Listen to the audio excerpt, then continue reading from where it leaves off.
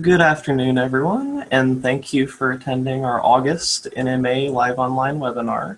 Today, we're joined by Reneé Brooks, who serves as the Senior Communications Specialist for Mission Support Alliance. Primarily, she works with internal communications and manages MSA's corporate giving and community outreach programs. She served as the Director of Government Affairs and Communications for the HBA and was also an analyst for both the California State Assembly and the Governor's Office. She's a Tri-Cities native and holds a bachelor's degree in political science from Pepperdine University and a master's degree in public administration from the University of Southern California. So without any further ado, I'm going to turn the presentation over to Reneé. All right, well, good afternoon, everyone, and thank you for being here. We're going to talk about improving communications in a busy world today. I'm very excited to be back for, well, I guess this is the second time I've done this one, but my second webinar with NMA. You guys have a great staff and a great board, and I really enjoy being able to work with you guys.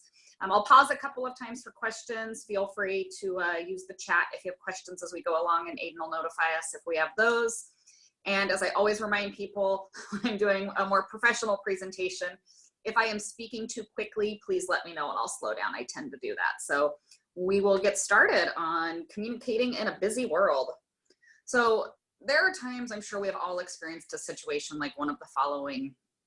We send an email and we wait hours or maybe even days for a reply. Sometimes we have to pick up the phone and say, hey, did you get my email? That's happened to, I'm sure, everyone. What if we are having a work event and we advertise it and afterwards you hear somebody say, oh my gosh, I wish I had known that was happening. I definitely would have come to that. Maybe you get a memo from somebody from your boss and you know there's important information in there that you need to know, but you have to sift through 3 pages of information, other information, to find what's really important. And we have all experienced the radio silence and we don't have any communication at all from someone. So on this next slide, I love this quote from George Bernard Shaw. So true. We think that we do our part in communication and it's done, but that's the single biggest problem in communications, is the illusion that it has taken place. So, you know, we know communication isn't always easy to do successfully, but why is that? So I think on the next slide, one of the biggest reasons why communicating is so challenging is because of the constant evolution of communication methods. They are always evolving and changing. You know, take the fax machine. So that's something we used to use on a regular basis to communicate. It was a great and quick, easy way to do so, especially if you had a lot of pages. About 1.5 years ago, when I'd been at this job, I was trying to find the fax machine in my office. I'd asked 3 different people to find out where it was or if we even had one, because we just don't use that method of communication very often anymore. You know, technology has evolved, and all of these changes are supposed to help us be more efficient in how we communicate, because we do have so much going on. But as we know, that's not always the case. So, you know, we have face-to-face communication. People still love to schedule really long meetings, and I know we all love that. You know, we have email, we have smartphones, instant messaging, you know, the Skype and the FaceTime, we have social media. So how do we choose which one? You know, do we use them all? Do we pick the best one? Which one is best? Do we just kind of pick one and hope that it works and figure the message is going to get out there? Really knowing what to use and when is a challenge for communication. The other big challenge that I see is part of that, and that's our audience. So we've always been told to know our audience and then to tailor our messages to the audience. But with communication methods changing and a global world, knowing our audience and communicating to them is another difficulty. So for instance, many of us now, we have both internal and external customers, and they have different communication needs from us. Sometimes we communicate to very small groups of people. Other times we might have large audiences, and that makes using just one method difficult. You know, in today's world, our audiences are going to be more culturally diverse. We might have language barriers that we have to think about. Sometimes our audience is very spread out geographically, so we can't have face-to-face meetings with them, even if that would be the most effective way. We're not able to do that. We, of course, communicate to people in different ages, and you know, research tells us we're supposed to communicate differently with millennials than we do with baby boomers. But when we're all in the same work group, that's difficult to do. You also have to think about your audience in terms of what their personality styles are. That's what I heard in one seminar. So, you know, think about what your personality styles are. Is somebody an influencer or are they a promoter? how are they going to want to be communicated with? What information is going to be most important to them? It's overwhelming and challenging to think about all of this, and especially with these two challenges, that constant evolution of communication methods and our audiences. Well, I wish that I had a simple magic formula to tell you all. I don't, but I do have some really tried and true tips and tricks that I've used. Some of these I've picked up from trainings I've attended, maybe learned from a mentor. Some I've learned by observation, so maybe evaluating myself or watching how others communicate and picked up on things. And a lot of these, to be honest, are things that most of us probably already know, but we just need to remind ourselves about some of them. So on the next slide are the foundations of success. And I really believe that improving our own communications can start with remembering some foundations for success. These are three that I really like to remember. I'm sure there are a lot of others out there. The first one is listen. Communication often fails or falls short when we forget that most important part of communication, and that's listening. This could be an entire presentation on itself. I know it's something we've all heard before. It's important to remember listening should be the first and most often used tool when we're communicating. We should listen to understand, not to reply, and most of us do that. We think we're forming that reply in our head, but listen to understand and then take a moment to gather your thoughts. And try to avoid distractions when you're communicating, both internal and external. Good listening skills really do take a lot of practice. It's not something that comes intrinsically for most of us, so we have to practice it. The next key idea is something I learned when I took a Dale Carnegie course. It's called the 3 E's for successful business communication. And those 3 E's are earned, excited, and eager. So on that first one, earned. First, you need to have earned the right to communicate on the subject, either through study or through your experience. I call this expertise. For instance, there's no way that I should ever be giving a presentation or really even talking like I know what I'm talking about when it comes to IT systems. I don't have the expertise. I definitely don't have the skill. My IT people can tell you that. But I think I've earned the right to talk about communication skills. I'm no expert, but I do have, a certain amount of expertise and I like to talk about it. So the great thing about this E, the earning that right, is if you don't have it, you can definitely learn it. You can go back to school, you can take courses, you can be self-taught. So you can earn the right to talk about something. The next one is excitement. So audiences react so much more positively when someone is excited about a subject. So this doesn't mean you need to use, 3 exclamation points and a smiley face in every email you send, or that you need to talk in a really high pitch or be really excited, but you have to genuinely express your excitement in appropriate ways when it comes to communication. And that third one is eager. So be eager to project that value. You, as the expert, know that the value of what you're trying to communicate. And if you're eager to project that value, your audience is going to be more likely to pick up on it. If you don't really care, and if you aren't very eager, your audience isn't going to care as much either. So I put these 3 E's into practice with an event for work a couple of months ago. We had planned this week-long event. Someone else had brought this idea to us. At first I wasn't so sure about the value of it myself, to be honest. And I knew at one point that was coming across loud and clear. I was talking to my team about it. They weren't excited about it. So I thought back to when I learned about the 3 E's. I knew that I had earned the right to be, I was an expert in this particular subject. So I decided to do my research, be more excited, and project that excitement and eagerness to everyone else. And it worked. The event was a huge success. Everybody loved it. But had I not done those things, I don't think it would have been as successful.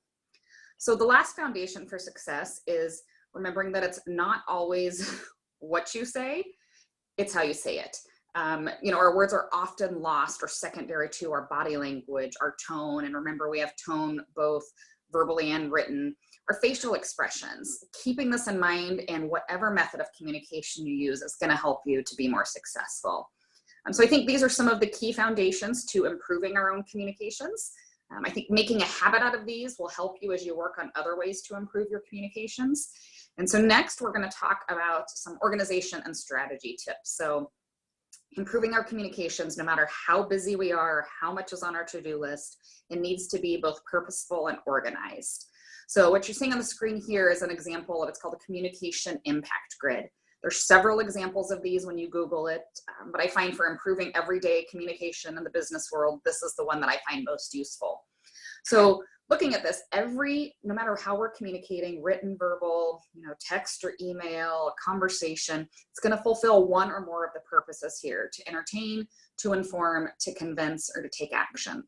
So let's go through those. So entertain, most of us aren't going to fall into that category. We're not actors or comedians. Sometimes we have this purpose if we're trying to maybe set the stage or use a little humor, and we'll use a lot of social media for that.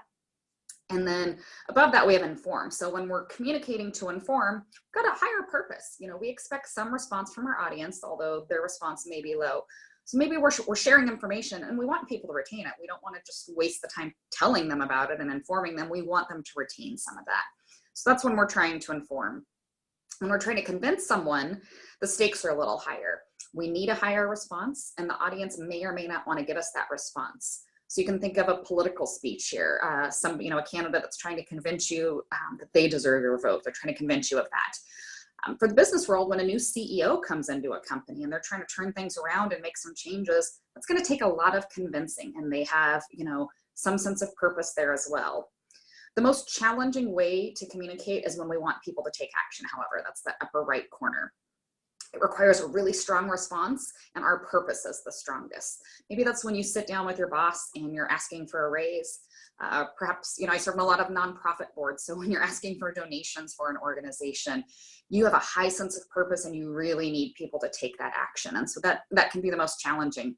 Most communication methods are going to fall, like I said, into at least one of these. I find for a lot of them, it's at least two of them. So no matter what method we're using, if you take the time to be organized and to think about this grid and to clearly define what your purpose is going to be, you're going to be more successful. So are you sending a memo simply to inform someone of something, so you just need to give them the facts, or are you sending it because you need them to take action on that? When you set up a meeting, what's the purpose of it? Is it to update everybody on schedules, or is it to get feedback on something? And you be very purposeful and organized in your communications, and that'll help you to be more effective. And it will save you time, because you're not going to be, wasting time communicating in ways or communicating things that don't need to be communicated. So that's really going to help you save time. So once you've organized your communications, you've thought about this, you've thought about your purpose, you can focus on being strategic as part of your communications. I think of being strategic when it comes to communication in 3 steps. So setting your expectations, consider the audience, and plan. So that first one, setting expectations. Now I know, again, that sounds maybe a little time consuming, and the purpose of this webinar is supposed to help us communicate more effectively when we're busy, but I promise you this is really important. If you don't think strategically and set expectations, you might be tempted to make assumptions. We all know how dangerous assumptions can be, especially in the workplace. So, you've taken the time to be organized and to think about your goals and what the purpose of your communication is. And then think about your expectations. What are your expectations for that? What might the audience expect from you? Do those expectations line up? If they don't more or less align, you may need to shift something around so that you're meeting their expectations as well, and that they will be able to meet yours. When you consider your audience, this is something I mentioned early on in this presentation. In today's world, it is challenging. It's fairly easy to identify your audience in a lot of cases, but then planning your messaging around that can be a little more difficult. But knowing your audience is important, whether you're planning a global marketing campaign or if you're simply having a sit-down meeting with one person. When you're considering your audience, some things to think about: how many people are you communicating to? What kind of communication method might they prefer? How that information might make them feel or might impact them. If you're communicating something about budget cuts, that's going to be something that might have a big impact on their daily lives. So consider that. What are their biases? Or is your audience going to be biased one way or another to what you're saying? What's most important to them? For some people, you may need to think about whether or not they've had their coffee in the morning. Sometimes it might be better to wait to communicate with those folks until after they've had it. It's a really key part of being strategic. And I'll give you an example. When I first started with my current company, one of our vice presidents asked me to contact a couple of people in his group for stories for our newsletter. Simple enough. So I did what anybody would do, and I sent an email. And then I waited for a response, and I waited a couple more days, and I was getting very, very frustrated, and was talking to my boss, and I expressed how frustrated I was, and her response really surprised me. She asked me if I tried calling the people. And I probably looked at her dumbfounded, because why, in today's global world, would I waste time picking up the phone to call someone? She explained that a large portion of our workforce doesn't actually have regular access to a computer, and that sometimes even our managers, when they're working out in the field, it's hard for them to get caught up on emails when they've been out in the field. So she said that with a lot of our workforce, calling them is a much better way to communicate. I didn't know my audience at all, and that was clear. So sure enough, called them, got the information I needed the very next day. And I've learned that there are a lot of people in my company like that respond better to phone calls. So while email may seem quicker and easier and be easier for me, it doesn't make my life easier if I'm waiting days for a response. So learning this lesson and really thinking about it, it's not a lesson I'm going to forget. I think about that every time I establish a new working relationship. If I send an email to someone and I don't hear in a day or two, I pick up the phone and call them. It's helped me to be a more successful communicator, and it's really helped me to have more success in my career. So the other part of being strategic is to plan. So once you've organized, you've set your goals, you've considered your audience, plan your communications. Doesn't have to be a full-on communication plan, although I'm sure you have somebody that would love to do that with you if you have a communications department. But if you're working on a big project, plan out how and how often you're going to report on the project and to whom you're going to report on it. For some, maybe that's a weekly email update with some project deliverables highlighted. For some organizations, maybe you're sharing photos on social media to show the work. Planning can be useful for even the most basic communication methods. For thinking about something, but planning out before you send an email or before you have a conversation. Think about that who, what, when, where, why, how, and use that as a means to guide your communication. It doesn't have to be time consuming, but it really will help you in the long run. I always recommend, if you're not sure, one great method to plan is asking questions, researching, observing. That's going to help you be more strategic overall. Before I gave my first webinar last year for NMA, that's what I did. I asked a couple of people in my company what the webinars were like. I looked at the website. I tried to find out what the audience was going to be like. I watched some YouTube videos and TED Talks to kind of pep myself up and get myself ready. So I tried to be strategic in how I went about it. So we have talked about,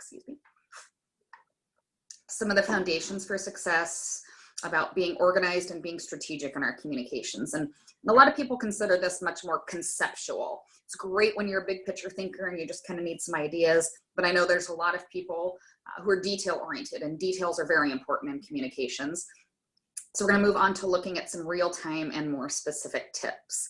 So on the next slide, the first, it's called clear clutter from your communication. So how's that for a mouthful?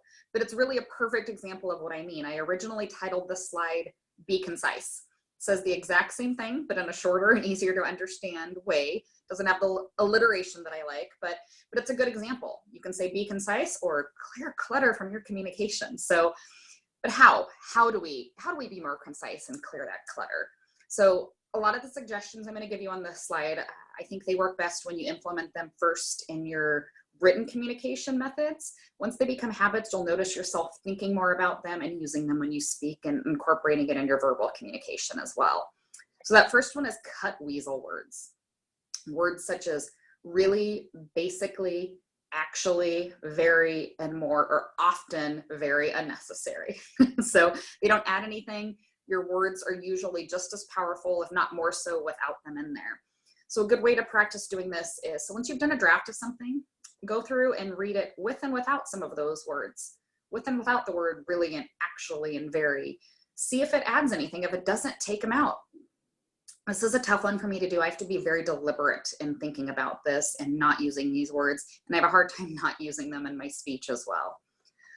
So the next one is remove redundancies. This is a pet peeve of mine. There is a hotel down the street from my office, and on the billboard it reads, free complimentary breakfast.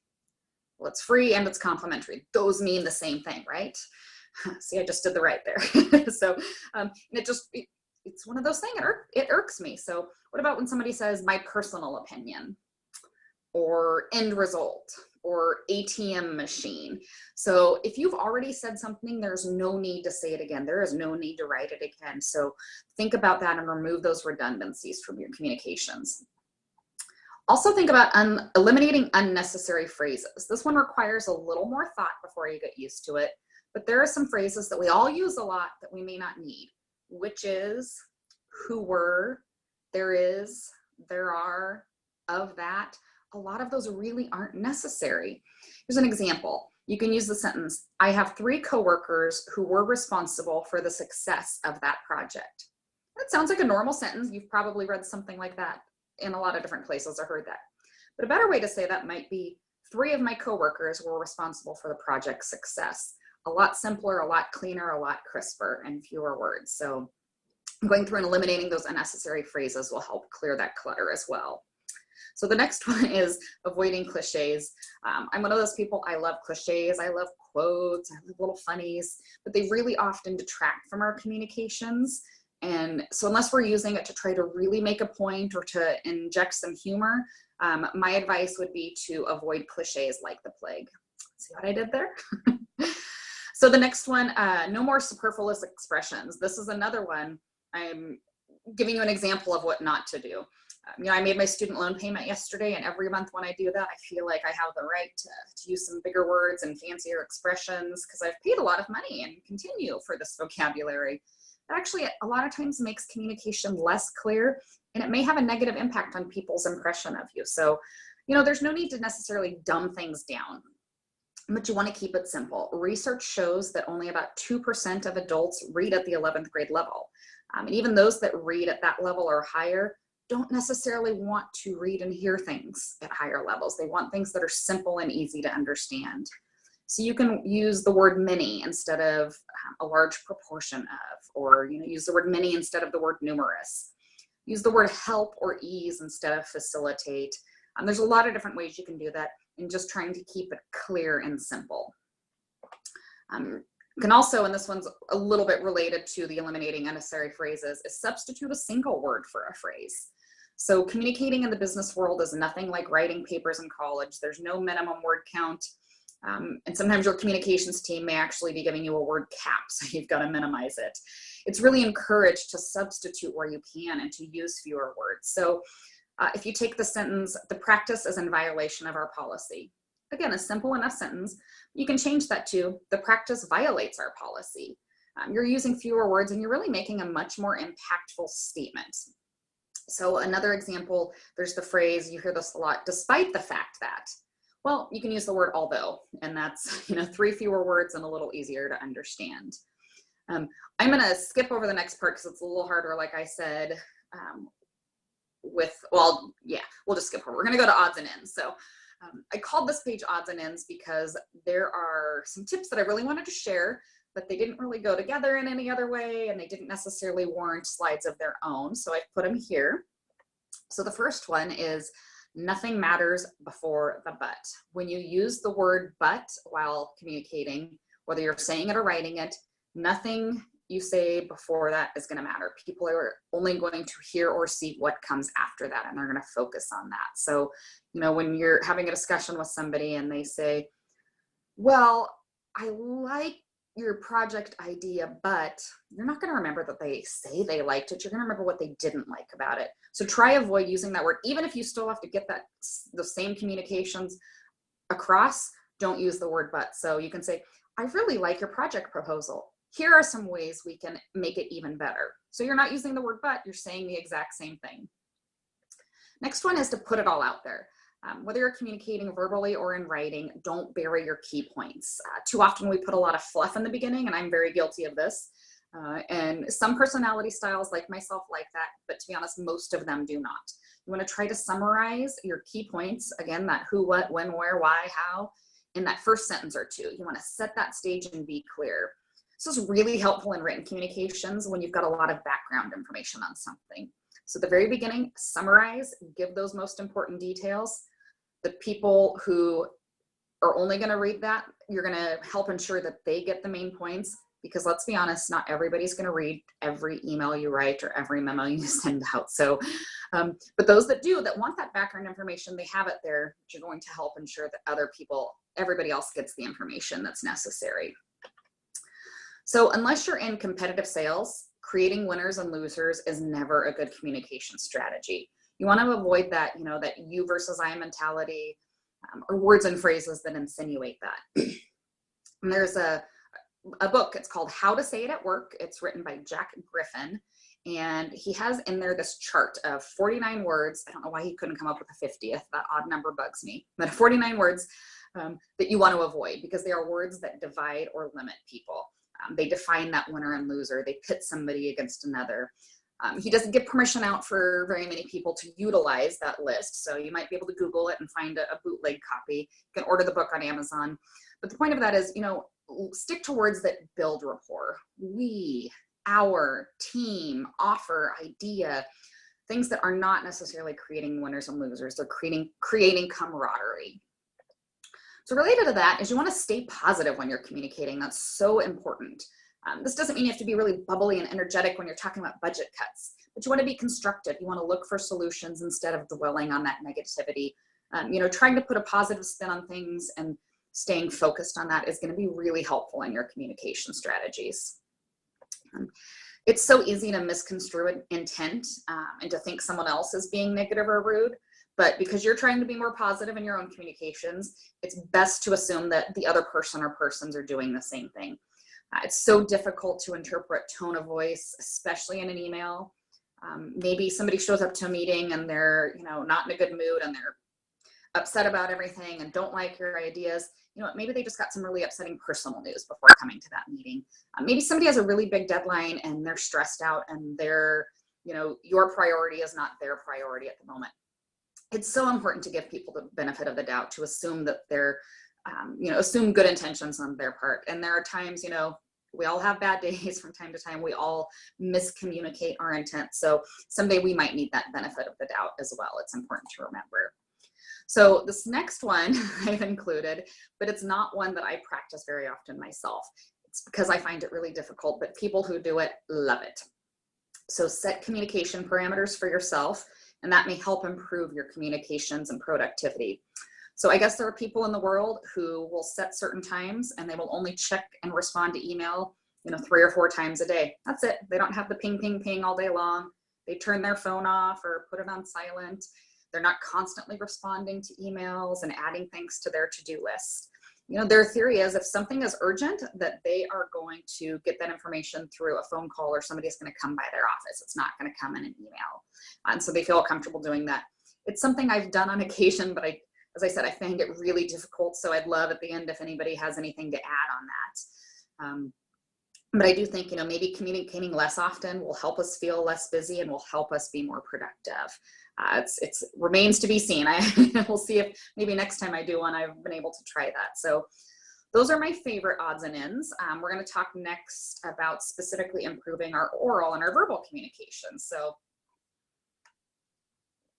I love this photo. You know, I smile because I have no idea what's going on. How many of us have been sitting in a meeting and just kind of sitting there smiling because we don't really know. But smiling is really an important part of verbal communication. And I put these next two together, smiling and maintaining eye contact.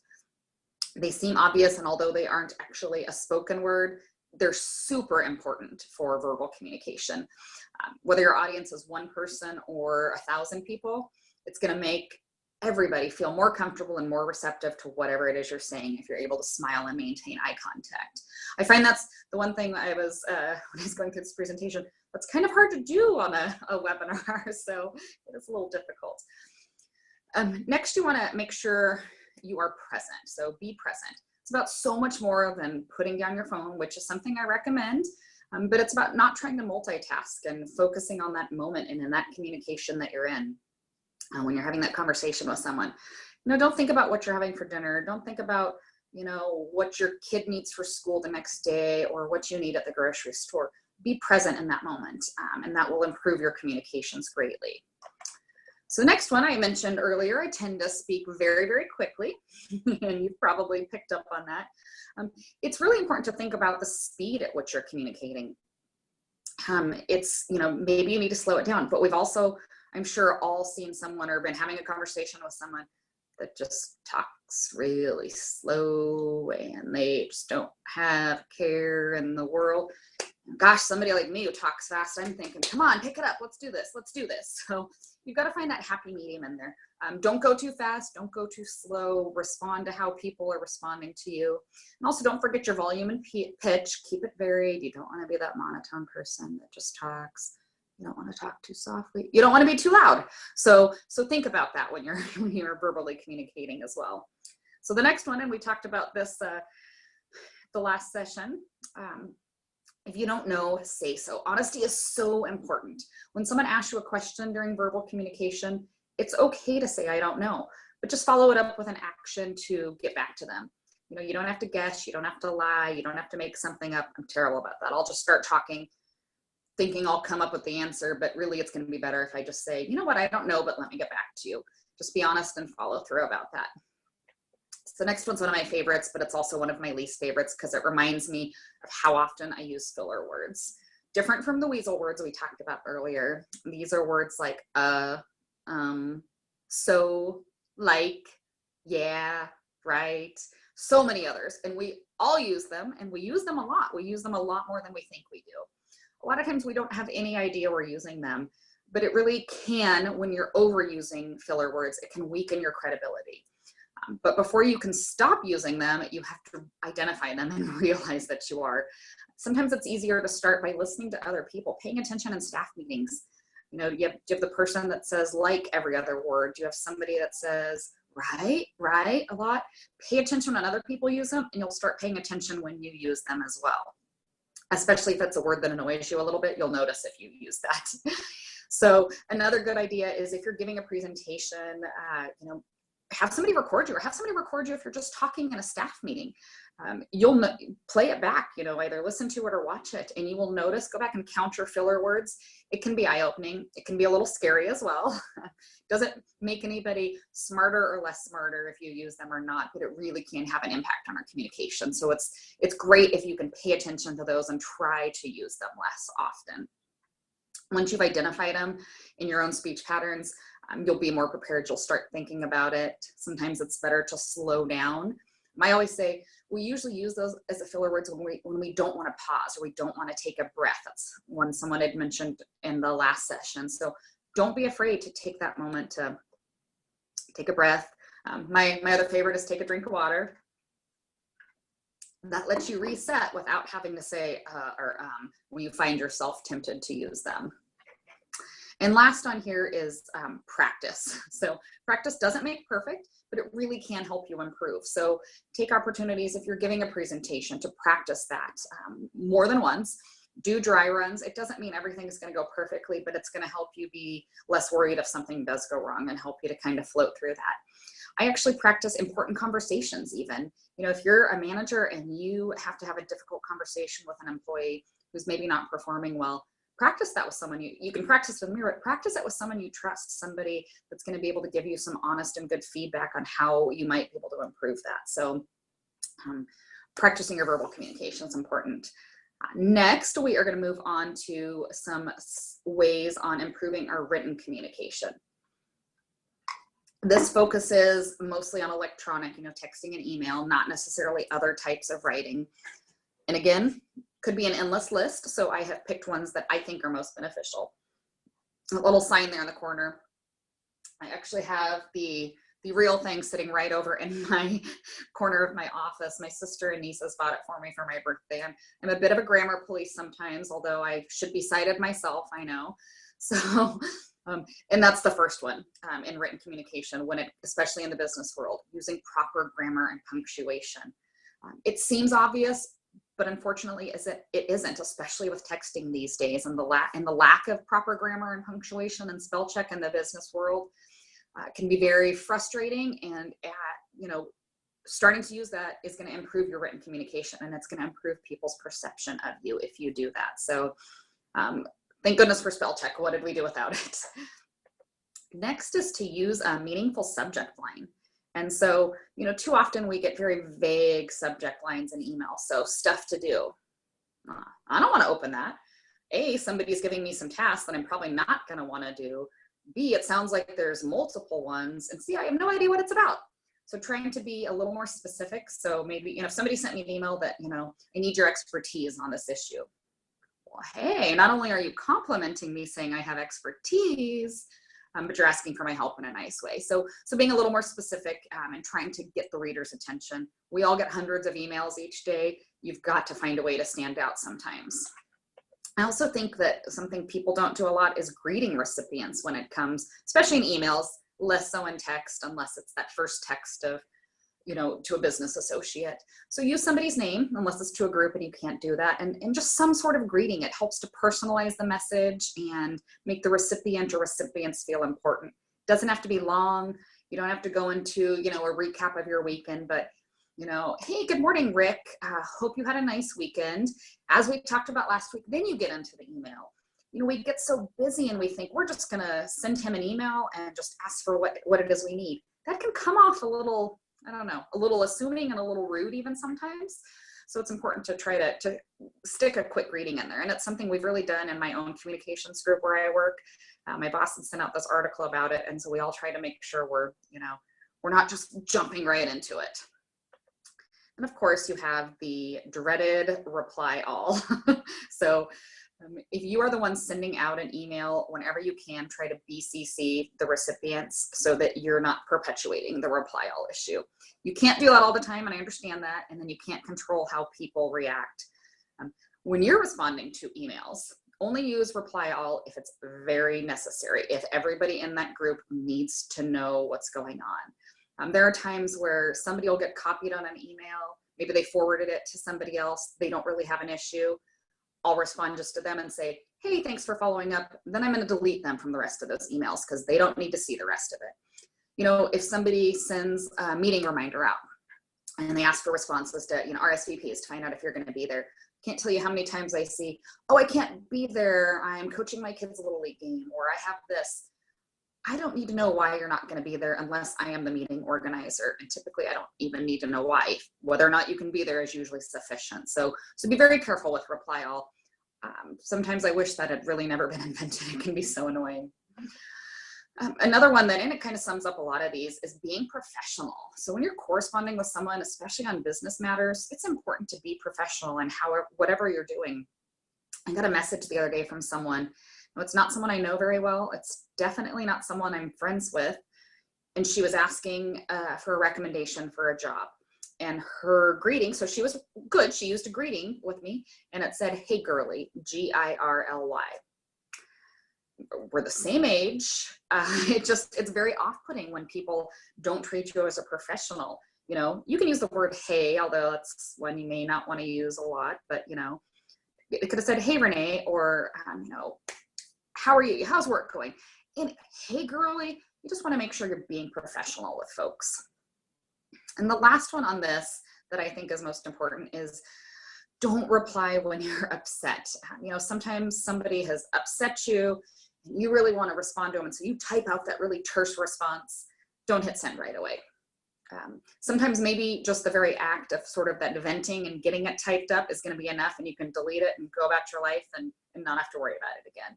Sometimes you do need to respond. A response is necessary. And again, this happens a lot in texting. It's very hard to not reply when we're upset when we're texting.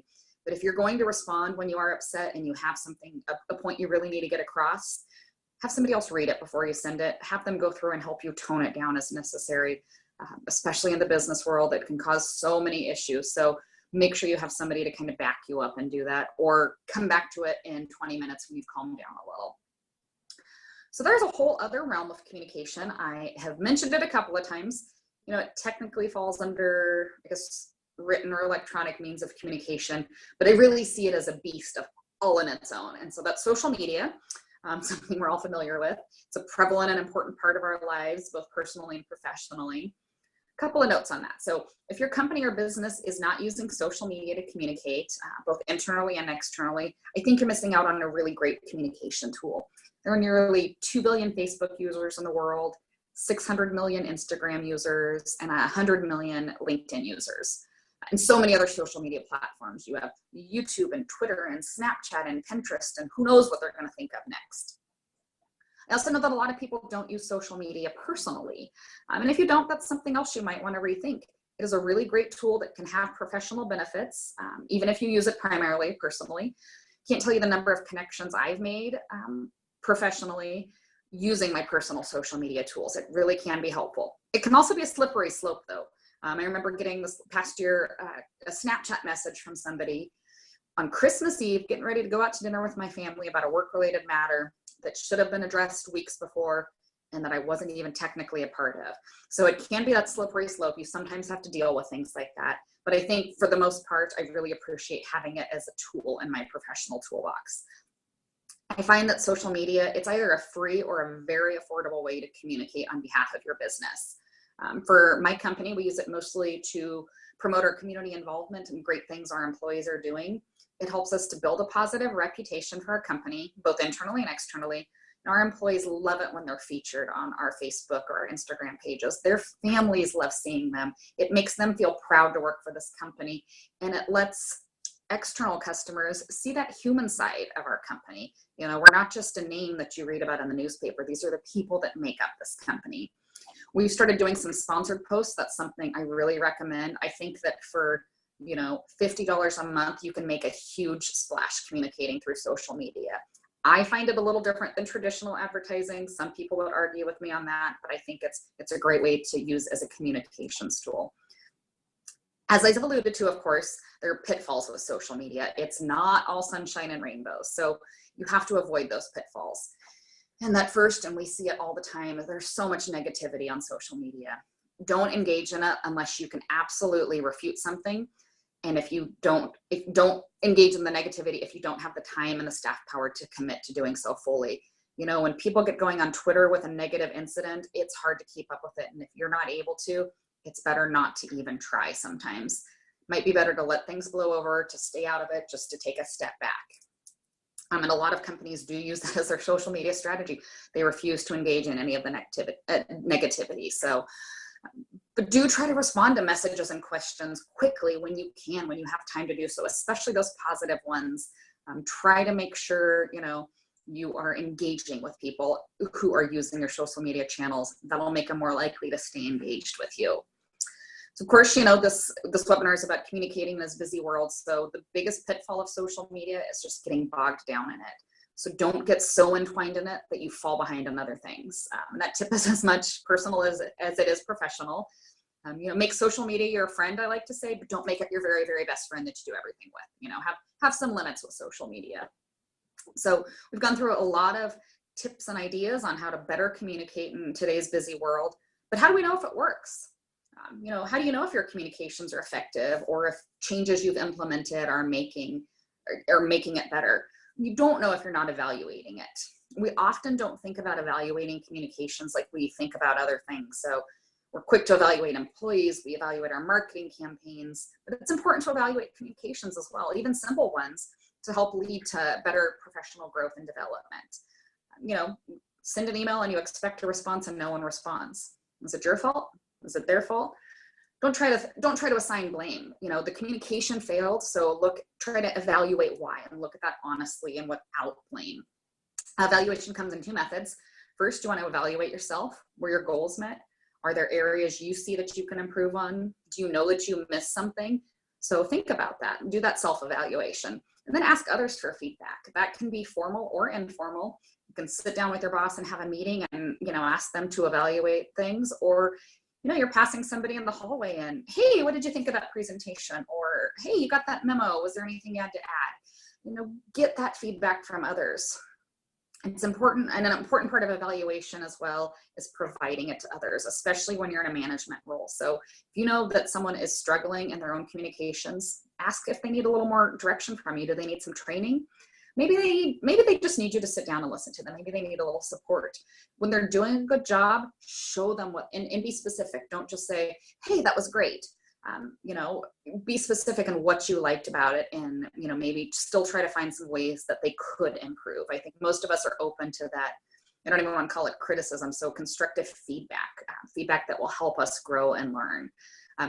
Evaluating others will help you evaluate yourself as well, and it will help you grow. So, you know, taking what you've learned from evaluating your communication skills and apply that to the next time, and you'll continue to grow and continue to get better. Oh, now I've got to get to my next slide. All right, so we've covered a lot of things, and I'm sure now everybody's ready to take every single one of these tips and be an expert communicator and everything going forth. Of course, that's not the point. Really, the point is to think about these consciously and apply them where we can. You know, try to improve our communications each and every time we do it. That's going to, being strategic and organized and thinking about these things, it will give us more time. We're going to be more effective communicators, more efficient communicators, and have a little more time for whatever, you know, our boss decides to ask us to do, or whatever fun we want to do after we get off work. Before we get to the comments, I just want to leave you with a few statistics. These are ones I find very powerful, and they're a good reminder on why we should always work on improving our own communication skills. So first, 86% of employees and executives cite a lack of collaboration or ineffective communication for workplace failures. That's huge. That's a huge thing we can make a big impact on if we're better communicators. Next one, according to the Project Management Institute, 1 in 5 projects fail due to ineffective communication, 20%. And again, that's something that we could easily, not easily, that we can focus on fixing, that we can fix. And that third, effective communications, as we know, is mostly nonverbal. It's actually 93% nonverbal. And when you break it down, 55% of it is said to be body language and 38% is said to be tone of voice. So you have to be cognizant of that and you have to think about it. I always say I have a terrible poker face. You can read exactly what I'm thinking or feeling on my face. And I have to be really careful of that in the workplace. Next one, 49% of millennials support the use of social tools for workplace collaboration and improved productivity. It goes back to those social media methods we were talking about. If half of our millennial generation thinks we need to use that in the workplace, that's something we need to consider. That's something businesses need to consider because it can be a great tool to use. And the last one is studies show that highly skilled communicators make more money. And I think that's something we would all probably like, of course. So it's more time for fun. So with that, I'm going to see if there are any questions, comments. At this point, feel free to unmute your microphones. If you have a question or comment, that's *6 if you're dialed in on a phone, or the microphone icon if you're on the computer.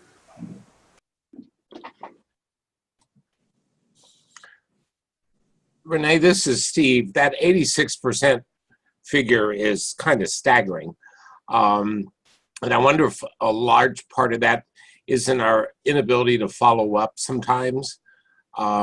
We send, we fire one out and as you said, assume it's been received, but many times don't you think we assume that people understand?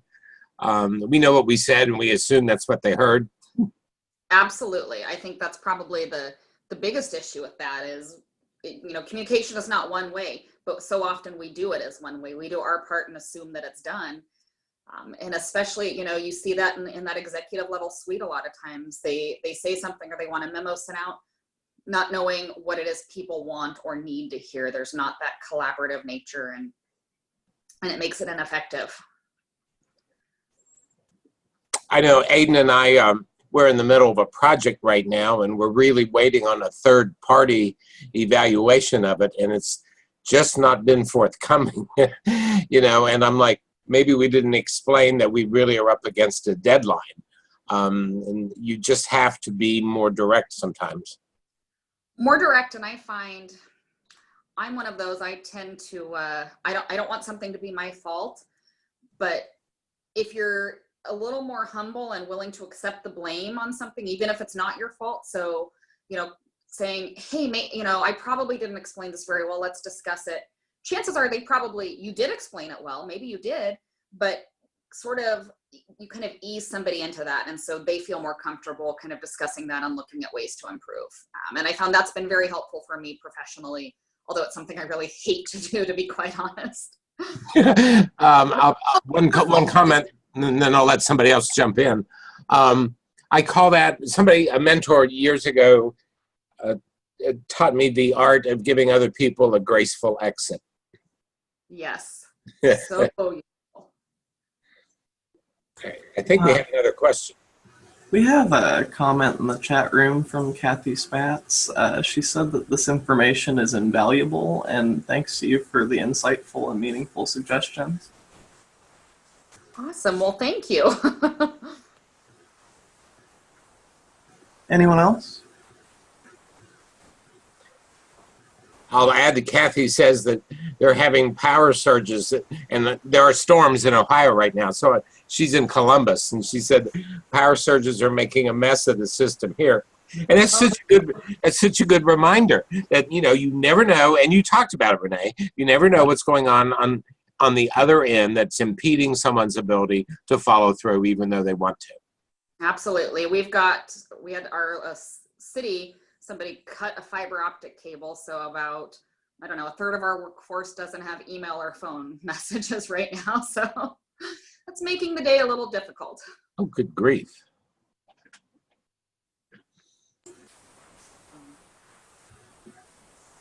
Okay. Well, if no one else has any questions, then we can go ahead and wrap up. Reneé, thank you again for facilitating another wonderful webinar today. And everybody who showed up, I hope that you all took some things away from it. I know I did. And Reneé, I'll let you have the closing remarks. Well, I wanted to say thank you to everyone who joined us. And of course, thank you to Steve and Aiden for great collaboration on this. I enjoyed this. If you have any questions, Aiden will send out my contact information, and I'd be happy to follow up with anyone. And hope you all have a fabulous weekend. It's my Friday, so. Lucky you. Thanks, Yeah. Reneé. And we'll see you again. Yes, absolutely. Okay. Bye-bye.